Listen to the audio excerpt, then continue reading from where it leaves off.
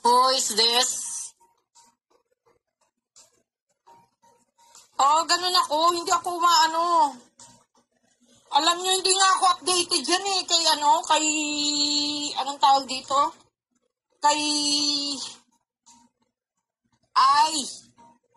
Kasi nung nalaman ko palang na, putang ina, si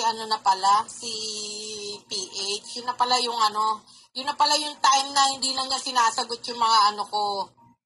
Dahil alam niya, against ako dyan. Yun.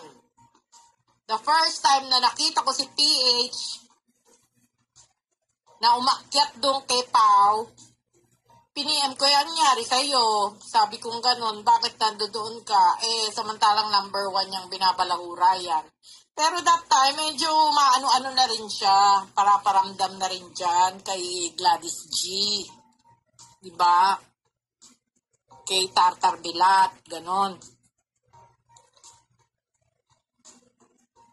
Tapos, sabi niya, hindi kasi binabanatan si Ara Yan ang sabi niya, binabanatan si Ara, baka banatan si Ara. So, kinausap ko para mapaikot-ikot ko kasi sinisimula na si Ara. Yun lang ang ano ko. Tapos doon na kami nag-away na nung nilalakad na namin si Sir David kay PH na wag nang banatan, hindi naman siya kumbaga, bakit kailangan ganunin niya ng ganunin. Doon kami magkasama ni Ara na kinakausap siya. Yun naman pala makikipagbati ka rin pala kay Sir David kinutakot-takot mo parang babalahura. Kailangan ba Kailangan may pambayad din kami ng bail para makinig ka sa tama. Diba? Kaya after nung nagkita na kami ni Sir David, pagbalik ko dito sa Japan, sa comment section, nababati pa niya ako, hi Mama Sally, ganun. Pero, ayun na nga, nagsimula na yung slightly kinukurot niya ako, parang ganon. Pero hindi ko na siya kasi nag-PM na ako sa kanya noon, hindi ako sinasagot na. Syempre, hindi ako sanay ng ganon kasi kahit na matagal kaming hindi nagsasagutan. Siguro yun na nga yung nakita niya na nakipagkita ako kay Sir David.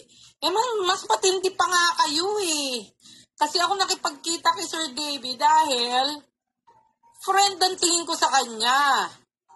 Patagal na. Never ko siya nabalahura. Never din niya akong nabalahura. Alam mo yung lang kami? Wala lang. As a friend, hindi kami close. Diba? Ayoko rin kasi ng mga close na ganyan. So yung vegan, nasa itinerary ko talaga yan. And then, matagal na. So, nung nalaman ko na si Sir David nasa Ilocos, ako na mismo nag-PM dyan.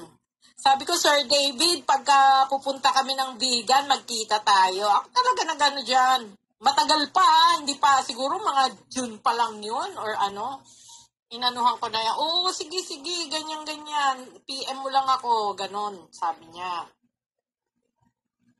So, doon nagsimula yung pagiging cold sa akin ni PH. So, hinayaan ko na, deadma. Ayaw mo, wag mo. Ayun pala, meron ng katarantaduhang ginagawa ito. Nagulat na lang ako, alam mo yun? Of all people. Diba? Of all people, bakit siya? Sa bagay, ayoko na nga mag-talk. Lisa,